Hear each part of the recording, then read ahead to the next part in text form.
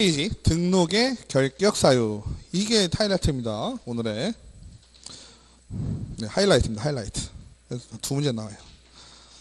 자, 다음 각 코 어느 하나에 해당하는 자는 중개사무소 개설 등록을 할 수 없다. 하나씩 보실까요? 미성년자 아까 얘기했죠? 14살에 땄어도 등록은 못한다. 금치산자, 한정치산자. 중요한 건 뭐다? 법원에서 판결, 선고를 받아야 된다. 그 다음에 파산 선고를 받고 복권되지 아니한 자. 그죠? 쉽게 얘기하면 파산한 자는 등록을 할 수 있다 없다? 없다. 그럼 파산이 무슨 개념이에요? 자기 자산을 잘 관리를 못한 사람이죠. 자기 자산도 관리 못하는 사람이 그죠? 남의 전 재산일 수도 있는 그죠? 부동산을 관리하기에는 무리가 있지 않나 이렇게 생각을 한 거고요. 자, 여기서부터는 좀 헷갈리죠. 금고 이상의 실형을 선고받고 그 집행이 종료되거나 집행이 면제된 날로부터 3년이 경과되지 아니한 자. 금고는 뭐예요? 우리 징역 간다 하죠. 징역 간다. 그죠? 사형, 징역, 금고, 그죠? 그 다음에 뭐 자격정지, 뭐 벌금, 구류 뭐 많이 있죠. 우리가 많이 볼 때 지난 시간에 벌금이면 전과자라 했죠. 전과자 얘기가 이제 나오죠. 그러면 금고는 뭐냐면 노역이 없는 징역살이에요. 징역이라고 하면요. 저도 안 가봐서 모르지만요. 가서 일해야 돼요. 징역은. 예. 그래서 가끔 TV 같은 데 보면 무슨 기술 배우고 막 일하고 막 그러시잖아요. 그게 징역이에요. 금고는 뭐예요? 일은 안 시켜요. 가둬만 두는 거예요. 분리만 해놓는 거예요. 그러면 금고 이상의 실형을 선고받고 그 집행이 종료, 금고 3년에 처한다. 그럼 3년이 지났어요. 그럼 금고형이 끝났죠. 그러면 바로 중개업 등록할 수 있다? 아니죠. 그게 끝난 후 또 몇 년? 3년. 그죠? 그럼 총 몇 년이에요? 6년. 그죠? 그 아까 말씀하신 대로 전과자들이 문제가 있는 건데 이 사람들 어떻게 형 살았죠? 이미 3년을 3년 살고 또 자숙 3년 해라 이 뜻입니다. 그 다음에 금고 이상의 형의 집행유예를 받고 그 유예 기간 중에 있는 자. 이건 3년 얘기가 나와요 안 나와요? 안 나오죠. 그러니까 집행유예를 받고 그 유예 기간에 있다는 얘기니까 유예 기간이 끝나면 어떻게 돼요? 이거는 뭐냐면요. 우리가 징역 1년에 집행유예 2년에 처한다. 그 뜻은 뭐예요? 징역 1년의 범죄의 무게를 너가 졌지만 그죠? 너가 처음 저지른 죄이고 네가 뉘우침이 있는 걸 보니 2년 동안 너가 착하게 살면 그 징역 1년을 없애주마라는 개념으로 보시면 돼요. 그죠? 그러면 2년 동안 착하게 살면 그 형은 없어져요. 근데 2년 동안 착하게 안 살고 또 같은 범죄를 저지르면 어떻게 돼요? 가중처벌. 그 전에 있던 것이 다 묶여와요. 이번 거 플러스 지난번 거. 아시겠죠? 그러니까 집행유예라는 건 말 그대로 이거는 형을 주는 거예요? 자숙기간을 주는 거예요? 자숙기간을 주는 거죠. 그죠? 아까는 형 받고 자숙. 얘는 자숙. 그러니까 집행유예가 끝나면 가능하겠죠? 그 다음에 자격이 취소된 후 3년. 자격 취소도 말하자면 우리가 일반적으로 얘기하는 형은 아니지만 그죠? 음주운전 취소랑 똑같다 했죠? 에? 취소당하고 몇 년 동안? 3년 동안 자숙기간을 가져라. 그 다음에 자격이 정지되었다. 자격 정지는 소속 공인중개사에게 거의 대부분 소속 공인중개사에 발생하는데요. 소속 공인중개사로 일을 하다가 잘못을 저지르면 자격 정지가 됩니다. 그럼 자격이 정지됐으니까 차릴 수 있을까요? 없을까요? 없겠지요. 그죠? 그 다음에 지금 두 개 얘기한 건 뭐예요? 자격 얘기예요. 그죠? 밑에는 뭐예요? 등록이죠. 등록이 취소된 후 몇 년? 3년. 그죠? 취소된 후 3년.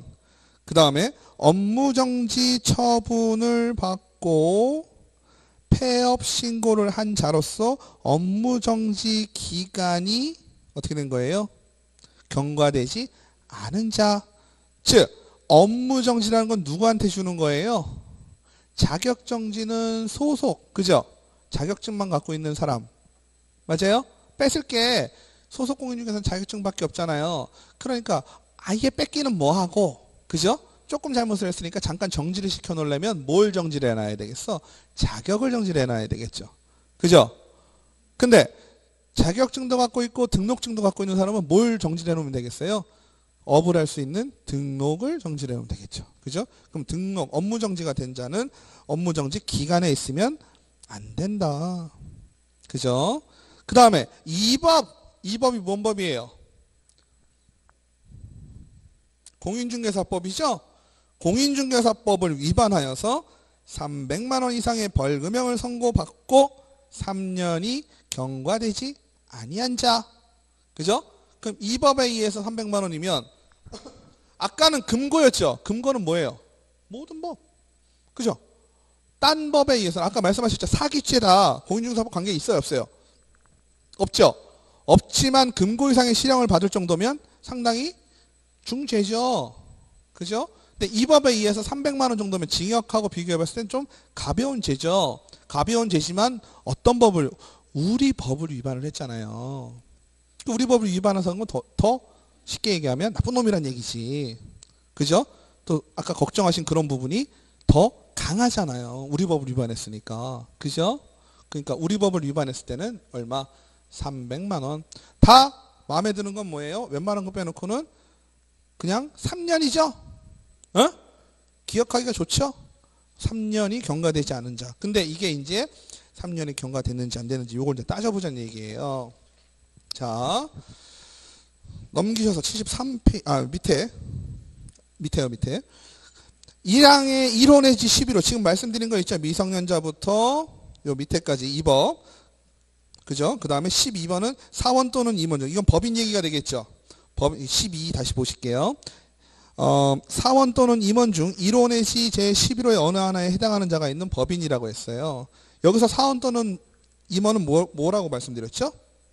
법인에서, 그죠? 지분 갖고 있는 좀 중요한 사람들이라고 얘기했죠? 쉽게 하면 그 사람들이 다 뭐예요? 그걸 소유하고 있는 사람들이잖아요, 법인을. 그죠? 에? 그 법인을 소유하고 있는 사람이 위의 결격 사유에 걸리지 않아야 된다는 얘기예요. 아시겠죠? 그리고 2항에 보면 제1항 1호 내지 11호의 어느 하나에 해당하는 자는 소속 공인자 또는 중개보조원이 될 수 없다. 즉 결격 사유가 발생을 하게 되면 등록은 당연히 못하고, 그죠? 등록은 당연히 못하고 중개업을 영위할 수 있다란 얘기예요? 없다란 얘기예요? 중개업 영위도 안 된다. 아시겠죠? 그 다음에 등록관청은 뭐 이러한 상황에 따라서 해당하는 여부를 관계기관에 조회할 수도 있다. 금고 이상의 형을 받았는지 안 받았는지 조회하려면 관계기관에다 얘기해봐야겠죠? 그죠? 왜? 이러한 서류를 낸다 그랬어요? 안 낸다 그랬어요? 나 전과자 아니에요. 이 서류 낸다 그랬어요? 안 낸다 그랬어요? 안 낸다 그랬죠? 그러니까 등록관청에서는 이 결격에 대한 거를 다 조회를 해야 돼. 아시겠죠? 그 다음에 벌금형의 분리선고. 우리가 살다 보면 공인중개사 법을 위반한 것인지 다른 법을 위반, 같이 묶여있는 경우가 있습니다. 그죠? 사기죄일 수도 있고 뭐 횡령죄일 수도 있잖아요. 근데 횡령죄가 또 공인중개사 업무와 관련된 거면 또 공인중개사 업무에 관련된 게 있을 거 아니에요. 그래서 벌금형을 500만 원을 받았는데 이게 중요한 게 뭐냐면 공인중개사법은 얼마다? 300만 원이잖아요. 그럼 공인중개사법 위반이 200만 원, 다른 법이 300만 원. 이러면 결격 사유가 돼야 안 돼요? 안 되겠죠. 그죠? 근데 공인중개사 300만 원, 다른 법 200만 원. 이러면 결격 사유가 되겠죠. 이래서 분리선고를 하게 된다, 하여야 한다라는 뜻입니다. 그래서 결격 사유의 의의 73페이지 넘기시면 등록의 결격 사유란 개설 등록뿐만 아니라, 그죠? 개설 등록뿐만 아니라 중개업 자체에도 종사하지 못하게 한다라는 겁니다. 그죠? 그러면 등록의 결격 사유라는 건 쉽게 얘기하면 중개업과 관련된 모든 일 할 수 없는 거죠. 내가 차리는 것도 안 되고 내가 소속으로 들어가서 일하는 것도 안 되고 중개보조원으로 일하는 것도 안 되는 거예요. 그죠? 좀 세상이 좀 어떻게 보면 불공평하지. 나는 중개업과 관련 없는 다른 거로 금고를 살았다 치자고요. 그죠? 금고형을 살고 나왔어요. 나왔는데 중개업이 좋은 것 같아. 그래서 중개업을 좀 하려고 그러는데 결격에 걸려요, 안 걸려요? 걸리죠. 3년 지나야 할 수 있어요. 아시겠죠?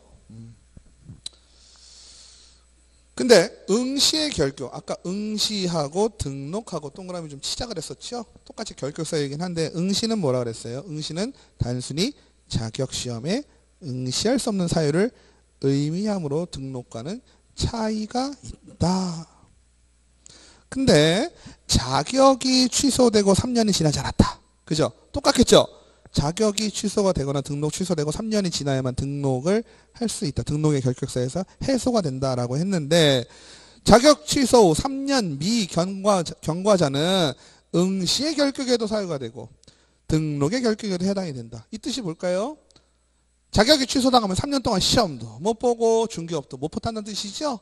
근데 시험보다 걸렸어. 5년 동안 응시의 결격이 되면 시험은 못 보지만 중개업은 할 수 있다. 그죠? 그래서 우리가 일반적으로 너 결격이잖아 이렇게 얘기할 때는 등록에 대한 결격을 얘기하는 거지 응시에 대한 결격을 얘기하지 않죠. 그래서 결격사의 효과는 중개업의 종사 요건, 그래서 개업 공인중개사 등 73페이지 네모 2번 네모요. 네모 2번 결격사의 효과에 보시면 결격사유는 개업 공인중개사 등에 적용된다라고 했죠. 개업 공인중개사는 아시죠? 등은 뭐예요? 중개 보조원까지 포함한 말이죠. 즉 중개업에 종사하는 모든 사람을 얘기를 하는 겁니다. 그 다음에 결격사유가 없을 것은 등록 기준에 해당이 된다. 쭉 보시면 양가로 2번에 2번 중개사무소 개설 등록을 한 후에 후발적으로 결격사유가 발생한 경우에는 절대적 등록 취소 사유가 된다. 이게 무슨 얘기일까요? 내가 등록을 할 때는 결격이 없었지요. 없었는데 공인중개사법을 위반해서 500만 원의 벌금형을 받았다고 칠게요. 그죠? 500만 원의 벌금형을 받으면 어떻게 되는 거예요? 등록에 결격이 되죠. 그죠? 등록에 결격이 되니까 얘는 이것저것 따지지도 묻지도 않고 바로 등록이 취소가 됩니다. 이렇게 바로 취소가 되는 걸 우리가 뭐라 부른다? 절대적 등록 취소 사유라고 한다. 줄여서 뭐라고 부르면 되겠어요? 절등 뭐 이런 식으로 불러도 되겠죠? 절등 그 다음에 비슷한 말 반대적인 건 뭐가 되겠어요? 상대적으로 등록 취소 사유가 된다 이러면 상대적으로는 할 수도 있고 안 할 수도 있다죠? 요거는 상등, 절등, 상등 이렇게 보시면 될 거고요. 그래서 미성년자가 등록 신청을 한 후 중개사무소 개설 등록은 거부가 되지요. 그죠? 개업공인중개사가 후발적으로 파산 선고를 받은 경우에도 당연히 등록 취소 사유가 될 겁니다. 넘기시겠습니다. 그 다음에 법인의 결격사유. 법인은 두 가지. 아까 얘기했던 것처럼 법인 자체가 공인중개사법을 위반해서 500만 원의 벌금형을 법인이 받았다. 그죠? 그럼 3년 동안 법인 자체가 못하지요? 근데 그 당시에 있던 사원 임원도 다 포함이 되는 겁니다. 그래서 이 법인 자체에 있어서 법인의 결격사유를 봐야 되고 임원 또는 사원 중 한 명이라도 결격사유가 있으면 그것도 법인의 결격사유가 된다. 근데 이런 경우 있을 수 있잖아요. 법인 같은 경우는요. 임원 사원이 서로 이제 모여서 으쌰으쌰 한 거잖아요. 근데 몰랐을 수도 있잖아. 예를 들어서 나는 옛날에 다른 법에 의해서 쉽게 얘기하면 학교를 갔다 왔어. 금고형을 받아서. 근데 3년이 지난 줄을 모르고 그죠? 3년이 지난 줄을 모르고 중개법인을 등록을 하려고 해요. 그죠? 등록을 하려고 하는데 등록관장에서 따져보니까 뭐 3명이 있었는데 1명이 아직 결격 사유가 해소가 안 되었습니다. 라고 나왔어요. 그죠? 그럴 수 있죠? 그럴 경우에는 어떻게 해야 될까요? 그 등록에 결격이 사유가 있는 사람이 해소가 돼. 이거는 예를 들어 등록은 이렇게 합시다. 후발적으로 이렇게 따지면 아예 애초부터 등록이 안 되니까 후발적인 상황에 대해서도 절대적 등록 취소 사유라고 그랬잖아요. 그러면 처음에 3명이 만들었어. 3명이 다 문제가 없어요. 등록이 잘 됐죠. 근데 나중에 1명이 더 들어왔어. 4명이 됐네요. 근데 이 4명이 1명이 금고형을 받고 형이 집행 끝나고 3년이 지나지 않았어. 그죠? 그러면 후발적으로 어때요? 절대적 등록 취소 사유가 됐잖아요. 그죠? 근데 그걸 몰랐다가 알게 됐어요. 알게 되면 어떻게 해라? 2개월 이내에 그 사람을 내보내든지 딴 사람을 대체를 하든지 이러면 어떻게 돼요? 결격에 대한 부분이 해소가 됐죠. 해소가 됐을 경우에는 절대적 등록 취소 사유가 되지 않는다야. 이해되시죠? 쉽게 얘기하면 어때요? 조금 기간을 주고 봐주는 거지. 그런 등록의 결격이 있을 때는 후발적으로. 마찬가지로 법인 말고 개업공인중개사, 개인인 개업공인중개사도 어때요? 고용인을 둘 수가 있죠. 개업공인중개사나 중개보조원을 둘 수가 있습니다. 근데 뒀는데 이 사람이 결격이에요. 이럴 경우에 마찬가지로 어때요? 여기는 업무 정지 사유가 되거든요. 이럴 경우에는 개인인 개업공인중개사가 이럴 경우에도 마찬가지로 2개월 이내에 해소하면 된다. 아시겠죠? 왜 여기 밑에 나오죠? 왜냐하면 몰랐을 수도 있잖아, 고용인이. 그죠? 몰랐을 수도 있잖아요. 근데 대부분은 어떨까요? 결격이 이 고용인에 대해서는 크게 문제가 안 되는 건 등록을 잘 안 해. 소속공인중개사 중개보조원을 등록을 해야 되잖아요. 어디에다가 우리 개인인 개업공인중개사가 등록을 해야 되는데 중개보조원 원래 이게 명찰도 나오고 막 그래요. 중개보조원 써 있어요. 근데 거의 안 내죠, 그죠? 누가 하나? 그 다음에 결격 사유의 유형 나옵니다. 유형으로 따져보면 다른 사람의 재산을 관리할 능력이 없는 자, 아까 파산 얘기했죠? 파산자는 자기 자산을 잘 관리하지 못한 자니까 파산자는 안 되고, 또 미성년자도 안 되고, 그 미성년자 결혼하면 성년으로 의시되지만 그래도 안 된다. 개설은 안 된다. 그 다음에 한정치산자, 금치산자 나오는 거는 반드시 뭐래라? 법원의 판결을 받은 자가 한정치산자, 금치산자다. 아시겠죠? 넘기실게요. 그 다음에 파산 선고받지 않고 복권되지 아니한 자, 이하 파산자 나오죠? 76페이지 동그라미 3번. 여기 보시면 동그라미 3번에 니은 법원에 파산 선고가 있어야 결격 사유가 된다라는 겁니다. 그러면 이 결격 사유가 파산자가 해소가 되려면 어떻게 돼요? 파산이 복권이 돼야 돼요. 그죠? 권리가 다시 복원이 돼야 한다는 얘기죠. 그러면 파산자가 채무를 모두 변제했다고 결격 사유에서 벗어난다? 아닙니다. 마찬가지죠. 아까 금치산자, 한정치산자 보기에 딱 봐도 한정치산자고 딱 봐도 금치산자라도 법원 판결이 있어야 된다 그랬죠? 그러면 파산자도 마찬가지입니다. 내가 내 개인적으로 돈을 다 갚았다 손 치더라도 법원에서 복권이 돼야 된다는 거예요. 그래서 복권은 당연복권, 당연복권과 신청에 의한 복권 두 가지가 있어요. 그래서 법원에서 면책 결정을 받았다면 당연히 복권되는 거고, 신청을 해서 복권이 결정을 받으면 결격 사유에서 벗어난다. 우리가 비슷한 제도는 뭐가 있어요? 개인 신용회복위원회에서 하는 신용회복이 있죠? 신용회복은 얘기가 달라요. 신용회복하고 파산하고는 얘기가 달라요. 그래서 신용회복으로 한 달에 얼마씩 내고 있어. 나 공인중개사 등록 못하겠네. 아니죠? 개인 신용회복하고요, 파산하고는 다릅니다. 물론 뭐 비슷한 점이 있긴 하지만 우리가 법에서 얘기할 때는 다른 제도예요. 그러니까 개인회생한다고 해서 공인중개사를 못하는 건 아니다. 그 다음에 신용불량자, 이게 법원 파산 선고 받아야 돼요? 아니죠. 신용불량자로 가다가 내가 정말 못 버티겠다 그러면 뭐예요? 파산 선고하는 거죠. 원래는 신용불량이 된 후 개인 신용회복하다가 파산으로 가나요? 길이? 그죠? 파산이 제일 센 거죠. 자, 그 다음에 전과자는 법원으로부터 형벌을 선고받은 자를 말한다. 사회에 무리를 일으킨 자로서 결격 사유에 해당이 된다. 77페이지. 자, 형법에 보면 사형, 징역, 금고, 자격 상실, 자격 정지, 벌금, 구류, 과료, 몰수 이런 형들이 있는데요. 여기서 금고 이상의 실형을 선고받고 그 집행이 종료되거나 집행이 면제된 날로부터 3년이 경과되지 않은 자, 그러면 3년을 지났다. 금고형이 종료가 됐거나 종료가 된 것으로 본다. 이거가 이제 조금 문제가 되는 거예요. 한번 생각을 좀 해볼게요. 어쨌든 3년 만기 출소를 했다. 그죠? 3년 살았어요. 그럼 당연히 3년 지나면 출소한 날부터 3년 지나면 어떻게 돼요? 등록을 결격 사유가 해소가 되는 거지요. 그죠? 거기까지 이해가 되시죠? 근데 가석방이다. 가석방. 가석방은 뭐예요? 응? 가석방은 그 형 자체가 없어진 거다, 없어진 게 아니다. 없어진 게 아니다. 가석방은 그냥 말 그대로 뭐다? 내가 내일 나갈 걸 오늘 그냥 나가는 거예요. 그러면 내 형은 언제까지예요? 내일까지. 그죠? 그러면 가석방이 돼서 일찍 나왔다 손 치더라도, 그죠?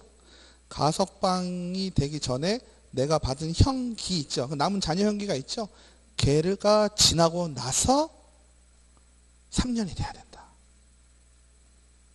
이해되시나요? 그 다음에 집행면제. 이건 뭘까요? 집행면제. 집행면제는 가석방은 형 집행이 내가 밖에 있거나 안에 있거나 똑같이 진행이 되는 거라 그랬죠? 그죠? 집행면제는 뭐가 되는 거예요? 그 형 자체가 그냥 소멸되는 거예요. 그러면 집행이 면제된 날로부터 3년 지나면 되겠죠? 그죠? 3년 지나면 등록의 결격 사유가 해소가 된다라는 겁니다. 아시겠죠? 자, 이제 천천히 가고 있어요. 가석방은 어떻다? 남은 형기가 남아있는 거다. 가석방은 쉽게 얘기하면 가석방은 살아도 산 게 아니야. 그죠? 나와도 나온 게 아니에요. 남은 자녀 일수를 채우고 나서 3년이에요. 그러면 집행 면제가 됐어요. 그래서 뭐 형의 시효완성이라든지 특별 사면 이런 걸로 됐을 경우에는 남은 형기가 있는 거예요, 없는 거예요? 없지요. 그러면은 집행이 면제되는 날부터 또 3년이 지나면 등록이 가능하죠. 그 다음에 특별 사면은 뭐예요? 집행 면제의 하나가 되겠죠. 특별 사면은 뭐예요? 대통령이 살려주는 거죠. 그죠? 대통령이 살려주면 특별 사면이 됐다. 그러면 그날부터 어떻게? 3년이 지나면 등록이 가능하다. 일반 사면은 얘기가 좀 달라요. 일반 사면은요, 특별 사면은 대통령이 특별하게 해주는 거야. 일반 사면은 내가 들어온 것 자체가 문제가 있었던 거야. 무슨 말인지 아시죠? 형 자체에 문제가 생기는 거예요. 내가 징역형을 3년을 받았는데 이 3년이 잘못된 거야. 그럼 계약이 어떻게 돼? 해제되잖아요. 그 식으로 어떻게 돼요? 내가 기존에 했던 게 잘못됐으니까 일반 사면을 받은 날로부터 어떻게 돼? 바로 등록이 가능하다. 결격 사유가 해소가 된다. 아시겠죠? 그러니까 특별 사면, 그러니까 특별 사면하고 일반 사면하고 조금 차이가 있죠. 특별 사면은 뭐예요? 죄는 인정하되 너는 밖에 나가라. 고생했다. 이 얘기고요. 일반 사면은 너 죄 자체가 인정이 안 되는 거야. 아시겠죠? 그러니까 대통령 특별 사면, 대통령 특사라고 하잖아요. 대통령 특사는 어떻게 되는 거예요? 그 날짜로 형 집행 자체가 끝. 아시겠죠? 그러니까 대통령 특사로 나왔다. 내가 만약에 벌금형을 아니 징역형을 살고 있는데 대통령 특사로 나오면 그냥 그날로 형이 집행된 거죠. 근데 내가 가석방으로 나왔다. 8월 15일 가석방으로 나왔다. 그건 아직 내 형은 남아 있는 거예요. 그러니까 기간이 더 길죠. 가석방은 나온 게 아니요. 그다음에 법률의 변경. 재판이 확정된 후부터 법률이 변경되면 집행이 면제된다. 그래서 집행이 면제된 날로부터 3년이 경과하면 결격에서 벗어난다. 아시겠죠? 또 이것도 똑같은 얘기니까 그냥 넘어가셔도 될 것 같고, 형의 시효는 형을 선고하는 재판이 확정된 후 그 집행받음이 없이 일정 기간을 경과하면 집행이 면제된다. 이 형의 시효완성은 뭐예요? 뭔가 완성됐다, 시효완성이다 그러면 시간이 지나서 자동으로 된 거죠. 즉 선고받았는데, 그죠?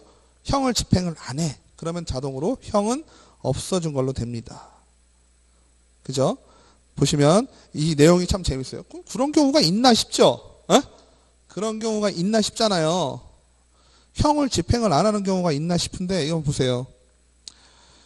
2017년 1월 1일에 징역 3년을 선고받고 복역 중 2년 만에 탈옥을 했다면, 탈옥을 했으니까 집행을 지금 받는 거예요. 자이든 타이든 상관없죠. 법적이건 불법이건 상관없죠. 그죠? 탈옥을 했으면 불법인데. 어쨌든 나왔어. 근데 10년을 무사히 보냈어요. 그럼 뭐 시효 완성이 됐죠. 옛날에 도망 다니면 그죠? 집행이 안 되잖아요. 그죠? 그래서 뭐 개구리 소년 막 이런 얘기 막 했었잖아요. 뭐 몇 년 전에. 그래서 이제 살인의 시효 완성이 됩니다. 막 이런 얘기 나왔잖아요. 그죠? 그럼 시효가 완성이 됐어. 시효가 완성이 되면 원래 3년에서 2년 만에 탈옥했으니까 1년 남았죠. 1년 남은 거를 쳐준다 안 쳐준다? 없애주는 거예요. 그래서 2년 살았고 10년 도망 다녔고 그죠? 10년 지나서 시효 완성됐죠. 12년 만에 형 집행이 끝난 거죠. 형 집행이 끝났으니까 플러스 3년. 그 15년 있으면 그죠? 내가 감옥 들어가서 2년 만에 탈옥할 거면 15년 지나면 등록의 결격 사유가 해소가 된다는 얘기예요.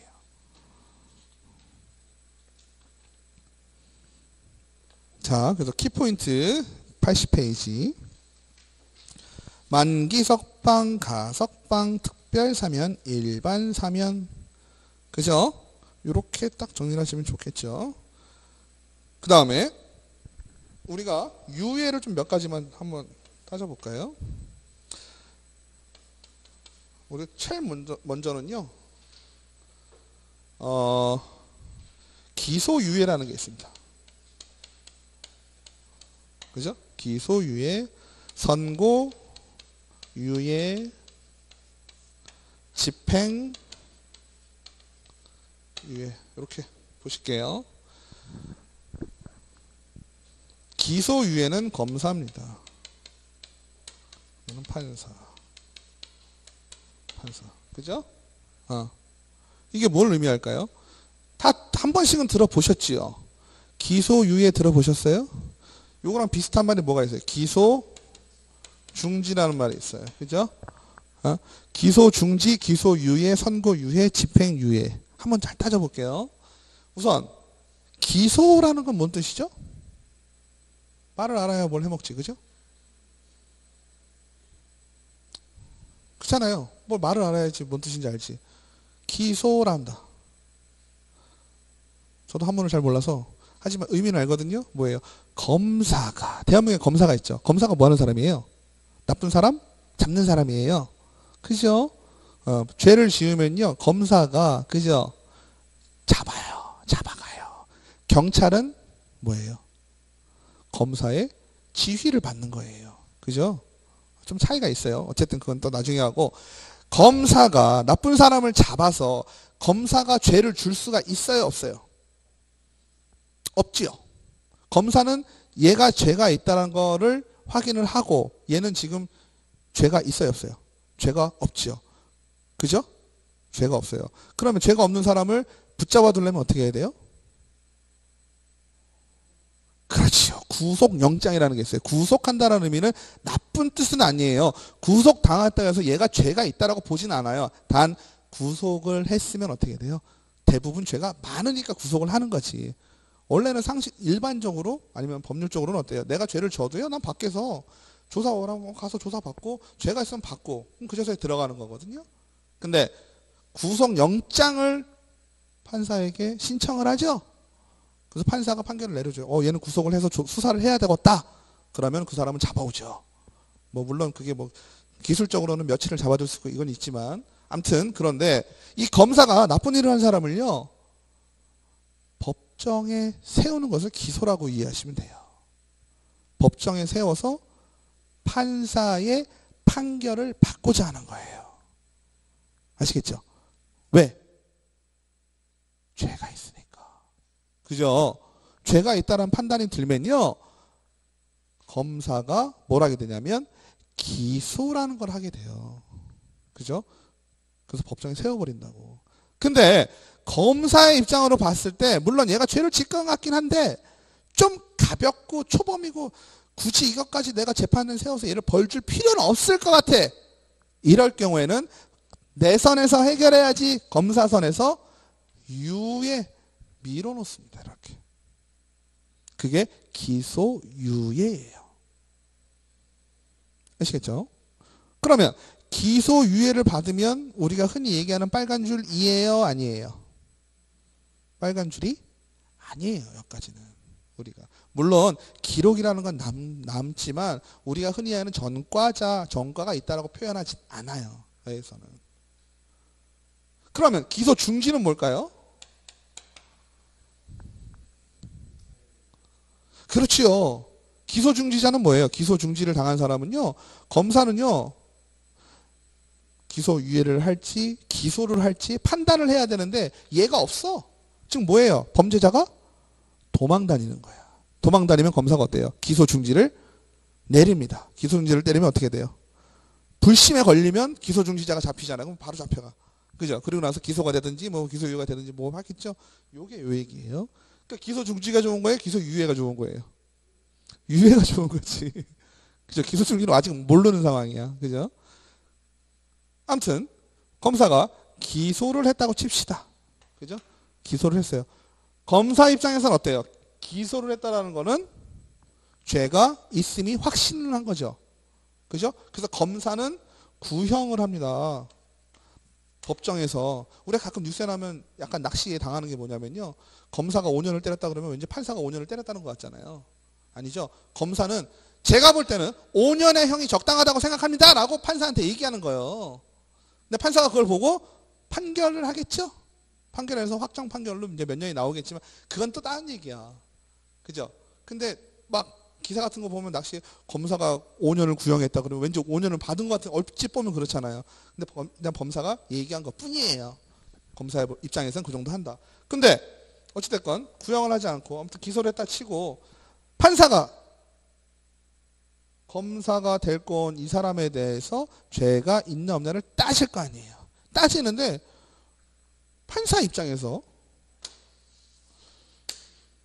이 사람은 굳이 지금 벌을 줄 정도로 죄를 지은 것 같진 않다라는 판단을 판사도 할 수 있죠. 누구처럼? 아까 검사처럼.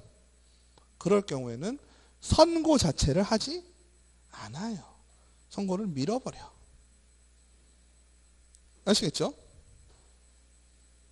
그럼 요 두 개까지는 뭐가 되는 거예요? 요 두 개. 요 라인까지는 지금 죄값을 받고 있어요? 안 받고 있어요? 안 받고 있죠. 쉽게 얘기하면 우리가 전과자라는 게 아니다. 요 선까지. 아시겠죠? 어? 근데 여기서부터는 얘기가 달라지지. 집행유예는 뭐예요?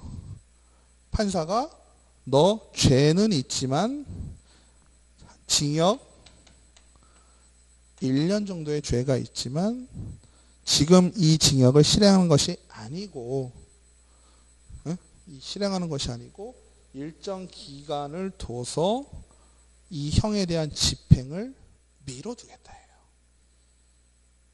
그죠?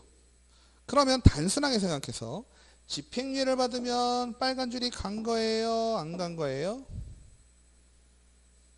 간 거예요. 집행유예는 빨간 줄이 간 거예요. 우리가 흔히 얘기하는 전과자다. 집행유예를 받아버리면. 그래서 단순하게 생각하면 뭐 집행유예는 말 그대로 어때요? 내가 들어가서 사는 것도 아니죠? 그러니까 집행유예 기간만 잘 버티면 어떻게 돼요? 그냥 뭐 똑같은 삶이 되잖아요. 근데 뭐 굳이 항소하고 그죠? 그런 이유가 있어? 이렇게 생각할 수도 있지만 본인 입장에서는 어때요? 전과자이냐 아니냐의 차이가 있는 거예요. 아시겠죠? 그래서 여기서부터 우리가 형을 받은 걸로 보고 전과자로 본다. 그래서 우리가 이 법에 의해서 선고유예를 받은 사람은 등록의 결격사유가 된다. 맞아요? 틀려요?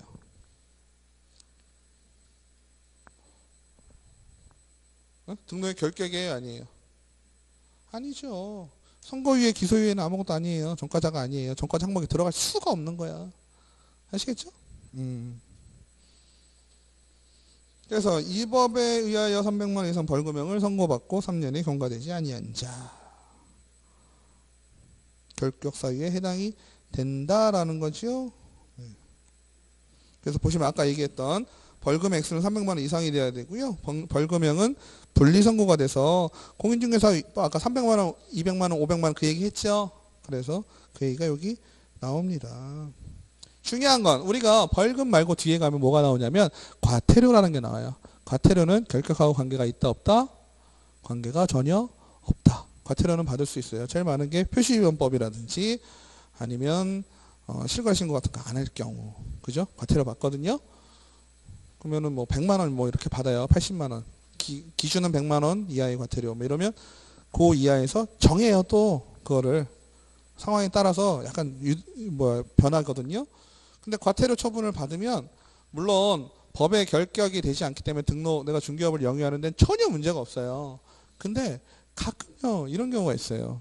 내가 중개업을 너무나 잘해서 시에 표창을 받아야 돼. 표창을 받는데 과태료 처분받는 게 있으면은 제외돼요, 대상에서. 제 주변에도 중개업 잘하시는데 실거래 신고를 안 했나? 그러니까 공동중개인데 실거래 신고를 하게 되면 내가 작성을 하고 같이 했던 공인중개사가 같이 사인을 해야 돼. 사인이 이런 사인이 아니고 이제 전자서명, 인증서 넣고 이제 인증서로 사인을 하는데 그걸 안 한 거예요. 그러니까 기간이 훌떡 지나갔죠. 실거래 신고 안 한 게 됐죠. 그래가지고 과태료 처분 받았거든요. 왜냐하면 공인중개가 중개할 경우에는 부동산 실거래 신고는 공인중개사가 하게 돼 있어요. 그래서 과태료 처분 받았는데 그것 때문에 5년 동안 안 된다는 거예요. 거기는 규정에 5년이 지나지 않은 자는 그 포상에서 제외된다는 규정이 또 시에 있는 거야. 그 자체 규정에. 그래가지고 포상을 못 받았어요. 그래도 몇백 명, 몇천 명 중에 받는 건데 좀 안타까웠죠. 그 다음에 취소 처분과 관련이 있는 자, 자격 취소된 후 3년이 경과되지 아니한 자. 그 다음에 개설등록이 취소된 지 3년이 경과되지 아니한 자. 그죠? 근데 중요한 거는요. 자, 한번 봅시다. 등록의 취소인 경우는 몇 가지로 나눌 수가 있을 것 같아요. 그죠? 등록이 취소가 된 경우는 사망이나 해산, 등록 기준 미달, 등록의 결격 사유라면 등록 취소일로부터 3년간 결격 사유가 해당이 되지 또 않는다라고 되어 있어요. 이건 왜일까요? 기술적인 문제가 좀 있거든요. 한번 보실게요. 내가 등록을 했는데 등록의 취소 사유가 사망이 됐다. 그럼 어떻게 되는 거예요? 사망이 됐다. 의미가 없죠? 그죠? 자, 보세요. 내가 중개업을 등록해서 하고 있는데요. 사망했어요. 그럼 사망한 후, 사유가 해소된 후로부터 3년, 뭐, 이게 의미가 있어요? 없죠? 네. 그래서, 개인인 개업중개사가 사망으로 인한 등록 취소는 3년간 결격사유를 규정하는 것이 무의미하다. 그리고, 개업 공인중개사인 법인이 해산한 경우 잘못을 해산은 뭐예요? 폐업한 거죠? 해산한 것도 잘못한 거예요?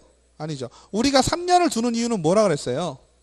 3년을 두는 이유는 자숙하라고, 자숙. 그죠? 근데 자숙할 의미가 없는 거지요. 잘못을 안 한 사람이면 자숙을 하고 자숙을 할 사람이 없는 거잖아요. 그렇기 때문에 아니라는 얘기죠. 그 다음에 등록기준 미달로 인한 등록 취소는 등록기준을 다시 갖추게 되면 중개업을 다시 할 수 있는 것이지 3년간 결격 사유로 규정해야 될 문제는 아니다라는 겁니다. 그러면 잘 한번 생각해 보세요. 등록 기준이 미달이 됐다. 등록 기준이 미달이 돼서 등록이 안 된다. 그죠? 그 사유가 해소가 되면 되는 거지. 자, 미성년자이기 때문에 등록 기준에 미달이 되죠. 그럼 미성년자가 성년이 되면 바로 등록을 할 수 있는 것이잖아요. 그죠? 근데 그거를 또 3년 기다려? 그건 말이 안 되죠. 아시겠죠? 그러니까 등록 기준에 미달이 된 거는 그 미달된 자격을 다시 갖추면 다시 할 수가 있다라는 겁니다. 그 다음에 폐업 후에 재등록을 한 개업 공인중개사에 대하여 폐업 전에 위반 행위로 이거 한번 따져볼까요? 자, 제가 중개업을 영위를 이만큼을 했어요. 그죠? 여기까지 했는데 폐업 1년 쉬었어요. 그죠? 재개업. 그죠? 그죠? 근데 여기서 잘못했어요. 여기서 잘못을 해가지고 폐업을 자, 여기서 잘못을 해가지고 재개업을 한 상황에서 그죠? 재개업을 한 상황에서 그 전에 일에서 잘못한 상황이 결격이 됐다라고 치자고요. 그죠?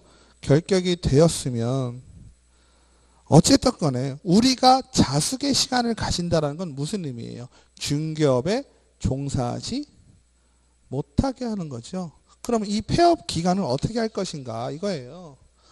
이걸 쉰 걸로 볼 것이냐 안 쉰 걸로 볼 것이냐라는 거예요. 그죠?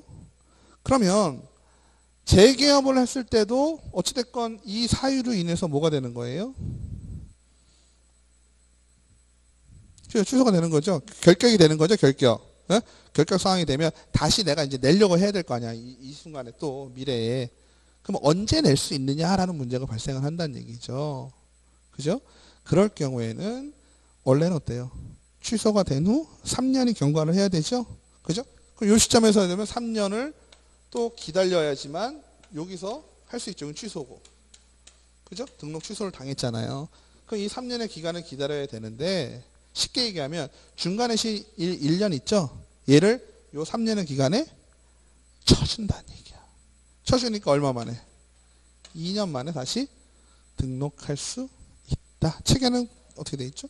2년, 3년이죠. 3년의 결격 사유가 아니라 3년에서 폐업 기간. 얘가 2년이었어요. 2년이었으면 그죠? 1년간 결격 사유에 해당이 된다라고 하는 것입니다. 그 다음에 정지 처분에 관련 정지된 자격정지자는 당연히 자격정지 기간에는 안 되겠지요. 업무정지도 정지 기간에는 안 되겠죠. 근데 업무정지를 하더라도 뭐 할 수 있어요? 폐업을 할 수가 있어요. 그죠? 업무정지예요 이건. 네. 업무정지 처분을 받고 폐업 신고를 한 자로서 업무정지 기간이 경과되지 아니한 자. 이건 뭔가요? 이거랑 똑같아요. 그죠? 아까는 뭐예요? 등록 취소돼가지고 3년 그 기간을 따지자는 거잖아요, 지금도. 근데 폐업을 한 것이 아니라 그러니까 업무 정지를 당했는데 폐업을 만약에 했다. 그럼 어때요? 어찌됐건 폐업을 한 기간 동안에는 중개업에 종사를 못 하죠? 업무만 정지하라는 뜻으로 나는 업무 정지 처분을 내렸는데 지가 알아서 폐업을 해버렸어. 어찌됐건 업을 안 하잖아요. 그러니까 그 기간까지 업무 정지 기간으로 봐주는 거야. 그 다음에 업무정지 처분을 받은 개업 85페이지요. 업무정지 처분을 받은 개업공인중개사인 법인이 업무정지가 사유가 발생한 당시 이게 중요해요. 법인 같은 경우는 어때요? 자 보세요. 우리가요 업무정지니 뭐니 이런 처분 같은 거 있잖아요. 처분은요 그 사유가 발생한 날하고요. 보세요. 내가 취소당할 결격이 발생한 날이 있고요. 처분한 날이 있죠. 그죠? 면허정지 혹시 당해보신 분 있으세요? 면허정지 만약에 중앙선 침범해서 벌점이 넘어갔어. 그죠? 벌점이 넘어가면은 면허정지예요. 그럼 면허정지가 중앙선을 넘어간 순간부터 면허정지예요? 아니에요. 면허정지가 벌점이 내가 꽉 찼잖아요. 그러면은 가요. 경찰서 가나? 그래서 언제부터 면허정지 할 수 있는 기간을 정해주던가 통보가 오던가 그래요. 그래서 내가 오늘 중앙선을 침범해서 벌점이 40점이 넘은 이 시점부터 정지가 되는 것이 아니고 내가 처분을 받은 날로부터 뭐 30일간 면허 정지 이런 식으로 얘기를 하거든요.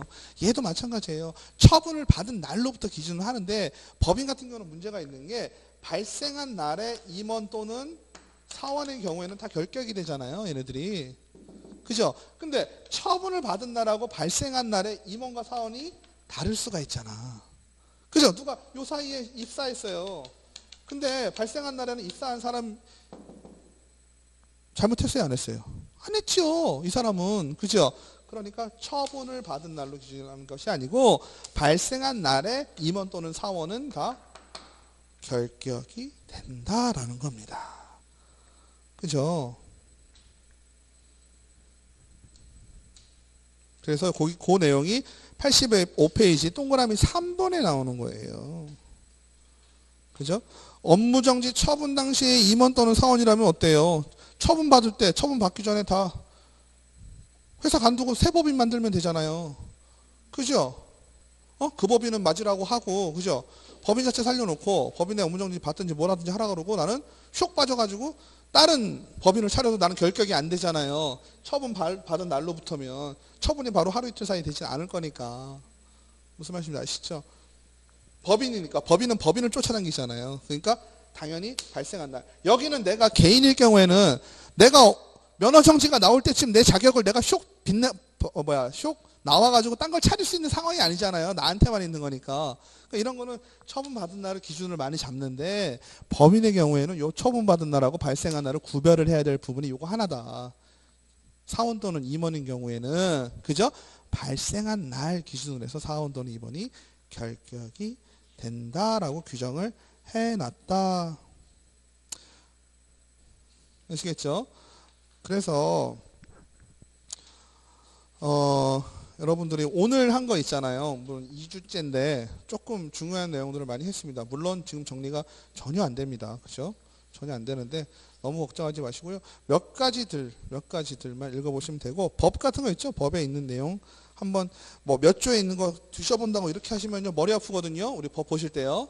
앞에 거 36조 나왔다 그래서 36조 뒤져보고 이러면 물론 처음에는 그게 좋을 수도 있는데요. 오히려 맨 처음에는 그렇게 하지 마세요. 봐봐요. 그 내용 그 내용이에요. 그죠? 그러니까 요것 때문에 뒤에 말이 중요해요. 그래서 그거 위주로 좀 보시고 다음 시간에 이제 기타 등록과 관련된 문제 하겠습니다. 예, 고생하셨습니다.